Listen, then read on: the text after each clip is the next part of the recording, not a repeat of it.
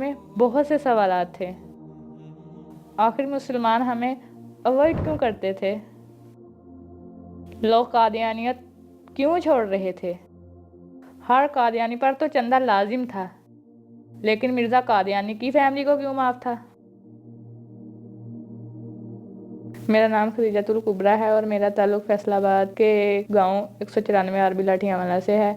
मेरा ताल्लुक़ पहले कादियानी मज़हब से था और मैं पैदाइशी तौर पर कादियानी थी। मेरे ख़ानदान में सबसे पहले मेरे परदादा हुसैन बख्श ने कादियानियत अख्तियार की, जिन्होंने मिर्ज़ा ग़ुलाम कादियानी के हाथ पे बैत की और ख़ुद को सहाबी अहमदी कहलवाया। फिर इसके बाद वो हिंदुस्तान के ज़िला अमृतसर से हिजरत करके फैसलाबाद के एक गाँव में रहाइश पजीर हो गए और यहाँ आके उन्होंने कादियानियत की तबलीग शुरू कर दी। मैंने अपनी रजामंदी और आज़ाद मर्ज़ी से इस्लाम कबूल किया है। मेरे ऊपर किसी किस्म का कोई ज़ोर ज़बरदस्ती नहीं, ना मुझे किसी ने वर्गलाया है। मैंने अपनी खुशी से इस्लाम कबूल किया है। हम 2 बहनें और 2 भाई हैं।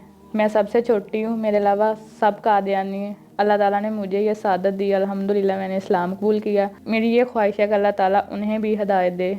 मेरे इस्लाम कबूल करने की वजह ये बनी कि माशरे के लोग हमसे मुख्तलिफ़ रवैया अख्तियार करते थे, जो मुझे बात बहुत परेशान करती थी।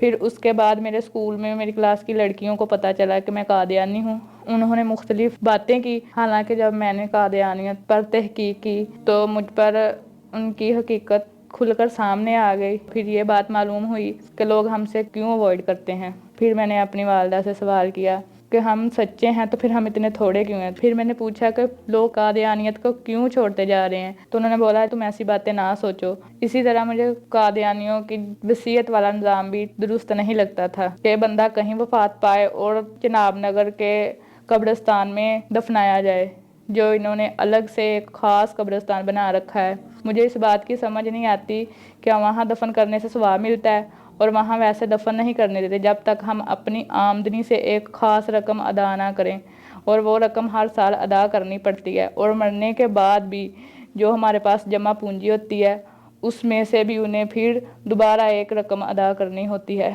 इस तरह मैंने कादियानी जमात की एक मजलिस अटेंड की, जिसमें कादियानी जमात की एक ओहदेदार ने मुझे वसीयत का बोला कि तुम वसीयत कराओ। मैंने इनकार कर दिया। फिर उसने बोला कि हज़रत मिर्ज़ा ग़ुलाम कादियानी ने फरमाया है, जो अहमदी वसीयत से कतराए वो पक्का अहमदी नहीं है, तुम अपने पक्का अहमदी होने का सबूत दो। फिर मैंने इनकार कर दिया। इसी तरह दूसरी बात ये कि मुझे कादियानियों का चंदे वाला निज़ाम भी ठीक नहीं लगता था कि घर के हर फ़र्द का चंदा आमदनी के हिसाब से तय किया जाए और वो हर हाल में उन्होंने वसूल करना होता है, उसमें किसी किस्म की माफ़ी नहीं है। मेरे वालिद साहब का इंतकाल हुआ जब, उसके बाद मेरी फैमिली के हालात बहुत ख़राब हो गए। मेरे भाई बेरोज़गार हो गए और उस साल हम चंदा अदा नहीं कर सके। फिर अगले साल हमारे हालात काफ़ी बेहतर हो गए और जमात अहमदिया ने हमारे से उस साल का भी चंदा लिया और जो हम पिछले साल नहीं अदा कर सके थे वो भी चंदा वसूल किया। हालांकि जो इनका मौजूदा खलीफा है मिर्ज़ा मसरूर अहमद, वो और उनकी फैमिली इतने अमीर होने के बावजूद भी चंदा अदा नहीं करते और गरीब से गरीब कादियानी को चंदा अदा करना पड़ता है। तो फिर मुझे इस बात ने मजबूर कर दिया कि मैं कादियानियत की हकीकत मालूम करूं।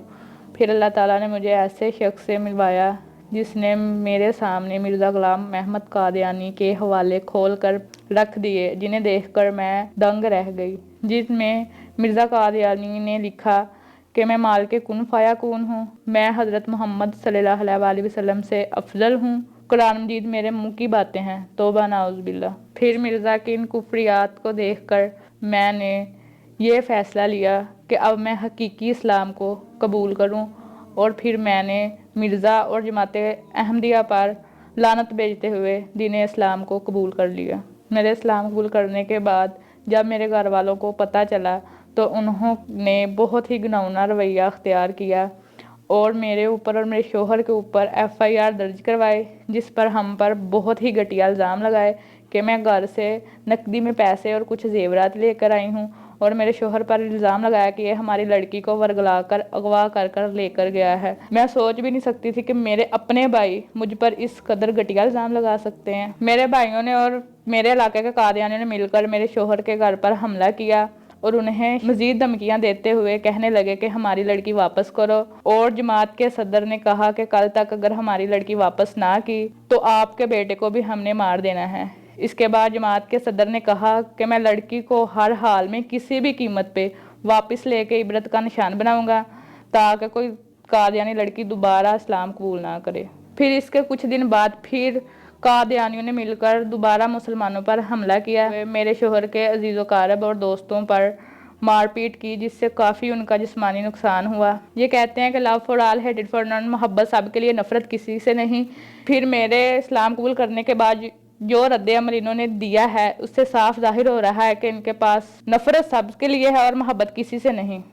یہ جو کہتے ہیں کہ ہم بہت مظلوم ہیں، ہم پر ظلم کیا جا رہا ہے، یہ سراسر غلط ہے، یہ خود ظالم ہے۔ اسی وجہ سے ہمیں کسی محفوظ مقام پر منتقل ہونا پڑا، جس سے میرے شوہر کی جاب چلی گئی اور ہمیں اب بھی قادیانیوں سے خطرہ لاحق ہے۔ میرے ان لاز کو یہ ٹارچر کر رہے ہیں کہ ہماری لڑکی واپس کرو یا گاؤں چھوڑ جاؤ۔ میں چاہتی ہوں ان کو یہ ٹارچر نہ کرے، ان کا میرے اوپر کوئی اختیار نہیں، میں اپنی آزاد مرضی سے آئی ہوں، میرے اوپر کسی کا کوئی زور و زبردستی جبر نہیں ہے۔ میں ایک پڑھی لکھی بادشاہ اور اسلام مجھے اس بات کا حق دیتا ہے کہ میں اپنی آزاد مرضی سے فیصلہ لے سکوں۔ میں قادیانی کو یہ پیغام دینا چاہتی ہوں کہ یہ جو جماعت احمدیہ ہے یہ آپ کو چند ورقی لٹریچر دے کر مطمئن کرنے کی کوشش کرتی ہیں، لہٰذا میری گزارش ہے کہ آپ مرزا غلام قادیانی کی کتب کا مطالعہ کریں اور خود بخود حقیقت سے آشنا ہو جائیں گے۔ میری دعا ہے کہ میرے گھر والے اور تمام تر قادیانی اللہ تعالیٰ ان کو بھی ہدایت دے اور صراط مستقیم کے رستے پر لے کر آئے۔ پہلے مجھ پر ایک عجیب سا بوجھ